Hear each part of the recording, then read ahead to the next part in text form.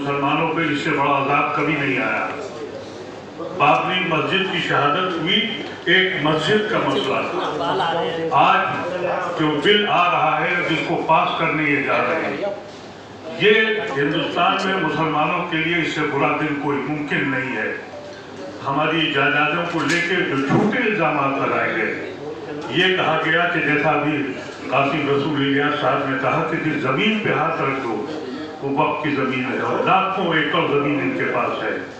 आपको ये मालूम है कि ज्यादातर जमीनें वक्त की या तो कब्रिस्तान है या मसाजिदें हैं, खानकाहें हैं, और इसके अलावा जो बाकी जमीनें बची वो गवर्नमेंट ऑफ इंडिया ने आसार कदीमा के नाम से कब्जा की हुई है और 25% जमीनें गवर्नमेंट ऑफ इंडिया ने वक्त की कब्जा की हुई। थोड़ी सी जमीनें हमारे पास हैं जिसकी आमदनी से हम मस्जिदों के इमामों के इनके तनख्वाहें निकालते हैं। और ये भवन पैदा किया गया कि ये कम्युनिटी इतनी बड़ी, इतनी दौलतमंद है, इनको ये तक नहीं मालूम है कि जब आप वक्त कर देते हैं, इन्होंने ये कहा है गवर्नमेंट ने कि हम बहुत फायदा करने वाले हैं, इनको ये तक इल्म नहीं है कि जब वक्त किया जाता है तो जो वक्त करता है उसकी ईमा होती है, उसकी बिल होती है कि ये जमीन हम दे रहे हैं स्कूल के लिए, मदरसे के लिए। क्या आप वहाँ 5 स्टार होटल बनाएंगे? हमारे उस बेसिक मकसद को खत्म करना चाहते हैं? उस मकसद को खत्म करने के लिए काम किया जा रहा है। ये कहा जा रहा है कि इसमें बहुत गरीब लोग जो हैं और उनको फायदा होने वाला है। मैं पासमानदा और अशराफ की बात नहीं करता हूँ, लेकिन इन लोगों ने ये शुरू किया है। आप मुझे बताइए कि वक्त की जमीन को गरीब आदमी दे सकता है? वक्त की जमीन जो है वो वही दे सकता है जिसकी हैसियत है, और वो अपनी हैसियत से निकाल के कुछ चीजें देता है, अल्लाह के नाम करता है और कहता है कि इससे हमारे गरीब भाइयों को फायदा हो। कहा यह जा रहा है पार्लियामेंट के अंदर कि साहब इससे बहुत फायदा होगा गरीबों को और पासमानदारों को। गुमराह करने की एक साजिश चल गई है। मैं ये समझता हूँ कि आज भी इस हिंदुस्तान में जो लड़ाई शुरू की गई है, ये लड़ाई आज शुरू हुई है, खत्म नहीं हुई। जितने भी डेमोक्रेटिक सिस्टम हैं उसमें हम ये लड़ेंगे, और जो लोग हमारे बिल की हिमायत कर रहे हैं हम उनका एहसान मानते हैं और मानेंगे, और जिन लोगों ने हमारे आज मुखालफत की है उनके साथ अब हमारा रवैया क्या होगा ये आने वाले वक्त बताएगा। हम इनके हुक्के पानी बंद कराएंगे, और वो हजरात, वो मुसलमान जो अपने ओहदे के खातिर इन लोगों के साथ हैं, उनके साथ हम लोग कोई ना कोई फैसला करेंगे। ये मत समझिएगा कि ये लड़ाई सिर्फ उलमाए कराम का लड़ाई है। मुसलमान एक गांव का मजदूर, उसका भी दिल हिल गया है, और एक ब्यूरोक्रेट्स और एक फौजी और एक वो भी मुसलमान, वो भी समझ गया है। हमें अभी यकीन है कि एक बड़ी तादाद हमारे साथ गैर मुसलमानों की हम उनके साथ बन रहे हैं, हम उनके साथ मिलकर लड़ेंगे। और ये जो इन्होंने तमाशा शुरू किया मोदी और शाह ने, उसका मकसद ये है कि तुम इस मुल्क में इस तरह से रहोगे कि तुम्हारी जायदादें भी हम छीन लेंगे, तुम्हारी मसाजिदें, तुम्हारी खानकाहों पर हमारा कब्जा होगा, हमारा आदमी बैठेगा, जैसा भी हमारे सेक्रेटरी जनरल ने कहा, वो फैसला करेंगे। इसको मंजूर किया जा सकता है?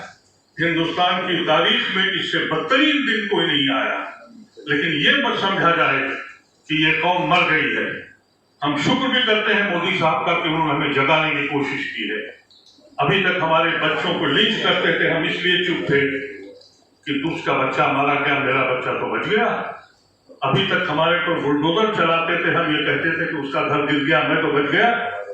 अब आज हमारे दीन का मसला खड़ा हो गया है। आप याद रखें, और आपकी मदद हमें चाहिए, इसलिए कि जो सहाफी इंसाफ नहीं करता, सहाफी का तो मतलब यह है कि अगर वो सच में कलम चलाए तो हवा के रुख बदल देता है, लेकिन अगर वो बेईमान हो जाए और नाइंसाफी दिखाए तो जमीन पर बोझ हो जाता है। मुझे तवक्को है कि आप इस मसले को इस अंदाज से मत लीजिए। मेरिट का जहां तक सवाल है, जो जेपीसी बनाई गई थी, एक एक चीज बता दी गई कि यह गैर कानूनी है, संविधान के खिलाफ है, लेकिन मेजॉरिटी का जोम किसी एक की भी बात नहीं मानी गई। आज होने वाला क्या है, आज नीतीश कुमार की तरफ से एक प्रपोजल आएगा कि हमने ये चीज कर दी है, और वो ये कहेंगे कि हमने मान लिया, हमारी बात पूरी हो गई। नायडू की तरफ से आएगा, ये ड्रामा होने जा रहा है पार्लियामेंट के अंदर। और अपने को जो लोग सेकुलर बता रहे हैं इस बिल की सपोर्ट के बाद, वो आज उनका सामना खुल गया है, उनका मुंह बिल्कुल वाजे हो गया है कि वो सिर्फ और सिर्फ एक मखसूस कौम को इसकी औकात दिखाने के लिए बिल लाए हैं। ये बिल्कुल वाजे अल्फाज में मैं आपसे कह रहा हूँ, कोई लगी जुटनी नहीं हो। ये मत समझे कोई आदमी कि आज लड़ाई हम हार गए, आज से हमने लड़ाई शुरू की है। और हम सब लोग अपने हिंदू भाइयों को, सेकुलर भाइयों को जो आइडिया ऑफ इंडिया पे बिलीव करते हैं, उन सब की तरफ देख रहे हैं और उनकी तरफ हम हाथ उठा के कह रहे हैं कि इस मुल्क को बचा लो, ये मुल्क खतरे में है, इस मुल्क में आईन खतरे में है। हमारे नाम पर हमको उठाकर तुम इस मुल्क के आईन को तोड़ रहे हो। ये ऐसा मसला है जिस पे हर समझदार इंसान को आगे आना चाहिए। किसी के मजहबी मामलात में आप डालकर, और सिर्फ इसलिए कि कानून को तोड़ दें, संविधान के पराग से उड़ा दें। आइडिया ऑफ इंडिया ये नहीं है। हमें आइडिया ऑफ इंडिया को बचाना है। जितनी जमहूरी तरीके हैं उस पर हम अमल करेंगे, अदालत भी जाएंगे, और हम उस वक्त तक नहीं बैठेंगे जब तक कि ये काला कानून वापस नहीं होता। और जिन लोगों ने साजिश की है उनको हम इलेक्शन में और दुनिया में दिखा देंगे कि तुम मुल्क के दुश्मन हो, समाज के दुश्मन हो, इस कॉन्स्टिट्यूशन के दुश्मन हो। और ये जो है मुसलमानों के जो बुनियादी हुकूक हैं दस्तूर में, कॉन्स्टिट्यूशन में, संविधान में, उससे महरूम करने की कोशिश है। ये बिल बीजेपी के कम्युनल एजेंडे के मुताबिक है और इस पर जेपीसी के जो हवाले किया गया था, जो एतराज़ात, जो आपत्तियाँ पार्लियामेंट में बिल पेश करके जताई गई थी, उसको एड्रेस करने के लिए इसे जेपीसी के हवाले किया गया था। जेपीसी ने 5-6 महीने तक इस पर बात की। हमने 5 करोड़ ईमेल भेजे और उसको रिजेक्ट किया। हमने दिल्ली में, पटना में और विजयवाड़ा में बहुत बड़े बड़े धरने किए। हमने चंद्रबाबू नायडू से मुलाकात की, हमने नीतीश कुमार जी से मुलाकात की, हमने जेपीसी के तमाम लोगों से मुलाकात की, हमने जेपीसी के अंदर जाकर अपनी बात रखी और तफसील से बताया उनको कि हमारी आपत्ति क्या है। हमें उम्मीद थी कि जेपीसी जो है उन चीज़ों को एड्रेस करे।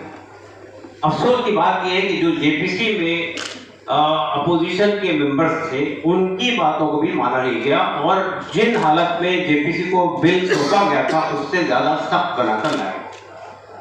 चंद बातें हम समझते हैं कि साफ होनी चाहिए, इसलिए कि ये भ्रम पैदा किया जा रहा है कि वक्फ की प्रॉपर्टी देश में रेलवे से और मिलिट्री से ज़्यादा है। ये बिल्कुल गलत बात है। दूसरी बात ये कि ये बात पैदा की जा रही है कि जहाँ वक्फ बोर्ड हाथ रख देता है वो प्रॉपर्टी वक्फ की हो जाती है। फिर इसके अंदर एक प्रोविज़न ये पैदा किया गया है कि अगर गवर्नमेंट का इशू है, यानी गवर्नमेंट को एक सेक्शन के तौर पर इसमें इंट्रोड्यूस किया गया है। सेंट्रल गवर्नमेंट की हो सकती है, स्टेट गवर्नमेंट की हो सकती है, म्युनिसिपल कॉर्पोरेशन की हो सकती है, सेमी ऑटोनोमस बॉडी हो सकती है। अगर उनका कोई डिस्प्यूट है तो वो डिस्प्यूट वक्फ बोर्ड नहीं तय करेगा बल्कि कलेक्टर या डीएम तय करेगा। अब आपने ये डीएम को रिप्लेस करके डिजिग्नेटेड ऑफिसर की बात की है। इट मींस गवर्नमेंट का ऑफिसर तय करेगा।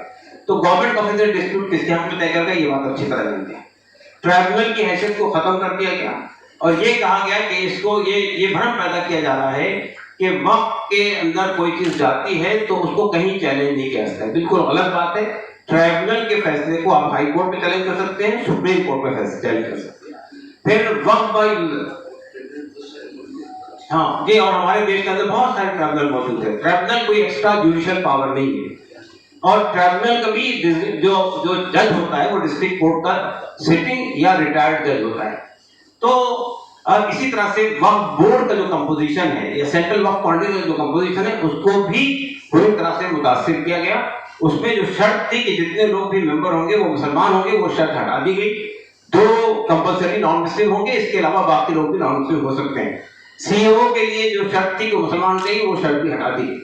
तो आप देखिए कि वक्फ बोर्ड को मैनेज किया जा रहा है, सेंट्रल वक्फ काउंसिल को मैनेज किया जा रहा है, वक्फ बाय यूजर के सिलसिले में ये बात आ रही है, और खासतौर से ये जो हमारी सो कॉल्ड बीजेपी के अलायंस हैं, वो ये कह रहे हैं कि हमने जो अमेंडमेंट मूव किए थे वो अमेंडमेंट गवर्नमेंट ने एक्सेप्ट कर लिए। What were the amendments? ये कहा जा रहा है वक्फ बाय यूजर में ये बात गवर्नमेंट ने तस्लीम कर ली है कि अब तक जो प्रॉपर्टी वक्फ बाय यूजर के तौर पर इस्तेमाल होती थी वो एज इट इज रहेगी, अलबत्ता आइंदा वक्फ बाय यूजर का इतलाक नहीं होगा। लेकिन इसमें एक क्लॉज ये जोड़ दिया गया कि अगर कोई प्रॉपर्टी डिस्प्यूटेड है तो वक्फ बाय यूजर उस पर लागू नहीं होगा।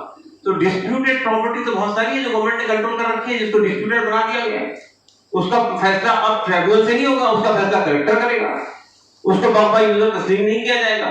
इसी तरह से ये जो लिमिटेशन है, देखिए एक बात हम जब ये कहते हैं कि ये डिस्क्रिमिनेटरी है, it means why we say that कि देखिए देश में जो हिंदू एंडाउमेंट्स हैं या जो सिख एंडाउमेंट है, they are getting same provision, same protection what protection is given to the waqf properties. तो आप अगर हमारे यहाँ तब्दीली कर रहे हैं तो क्या आप ये कहना चाहते हैं कि आप हिंदू एंडाउमेंट के अंदर भी तब्दीली करेंगे? क्या आप ये कहना चाहते हैं कि सिख एंडाउमेंट में तब्दीली करेंगे? जब आप वहां नहीं कर रहे हैं, यहाँ कर रहे हैं, तो it means it is discriminatory. तीसरी बात ये है कि ये लिमिटेशन का जो कानून है, लिमिटेशन का कानून ये कि किसी प्रॉपर्टी पे कहीं आपने 12 साल तक कब्जा किसी ने कर रखा है, तो वो प्रॉपर्टी को अगर आपने चैलेंज नहीं किया तो वो प्रॉपर्टी जिसने कब्जा किया उसकी हो जाएगी। ये एग्जेम्पशन सिर्फ वक्फ बोर्ड को नहीं हासिल है, वक्फ प्रॉपर्टी को हासिल नहीं है, ये हिंदू एंडाउमेंट को भी हासिल है, ये सिख एंडाउमेंट को भी हासिल है, ये गवर्नमेंट प्रॉपर्टीज को भी हासिल है, और बहुत सारी प्रॉपर्टीज को हासिल है। लेकिन आप वक्फ से ये एक्सेप्शन छीन रहे हैं। तो हम ये कहना चाहते हैं कि पार्लियामेंट में जो तमाशा बीजेपी आज कर रही है पेश करके, ये हमारे साथ, हमारे हकूक के साथ, मुसलमानों के हकूक के साथ खिलवाड़ है। ये कम्युनली मोटिवेटेड है, एक कम्युनिटी को मार्जिनलाइज करने की कोशिश है, एक कम्युनिटी से उसकी इबादतगाहें, मस्जिदें, ईदगाहें, कब्रिस्तान, वक्फ के और इदारे ये छीनने की कोशिश है, और हम इसको बर्दाश्त नहीं करेंगे। हम ये आह्वान करते हैं आपके सामने कि अगर ये बिल मंजूर हुआ, खुदा ना खास्ता, हमारा ख्याल है कि हो सकता है कि good sense will prevail and the allies, at least allies will not cooperate with BJP's communal agenda if they want to secure their secular position. तो लेकिन अगर इसके बावजूद भी, in spite of all our objections, if this bill is passed in the parliament, then we make it clear that we will not sit idle. हम जो है देशव्यापी अभियान छेड़ेंगे पूरे देश में। देश में यानी जितने हमारे को लीगल प्रोविजंस हासिल हैं, जितने कॉन्स्टिट्यूशनल प्रोविजन हासिल हैं, जितने संवैधानिक अधिकार हमको हासिल है, जितने डेमोक्रेटिक अधिकार हमको हासिल है, उसको सामने रखते हुए पूरे देश में देशव्यापी पीसफुल एजुकेशन चलाएंगे जब तक कि ये अमेंडमेंट वापस नहीं लिया जाए। तो हम समझते हैं कि आज पार्लियामेंट में हम ये फिर से एक बार अपील करते हैं आपके माध्यम से, तमाम मेंबर पार्लियामेंट से, तमाम पॉलिटिकल पार्टी से, उन सब लोगों से जो सेकुलर पार्टी होने का दावा करती है कि वो इस controversial, communally motivated, discriminatory or to marginalize Muslim community, they will not support this bill.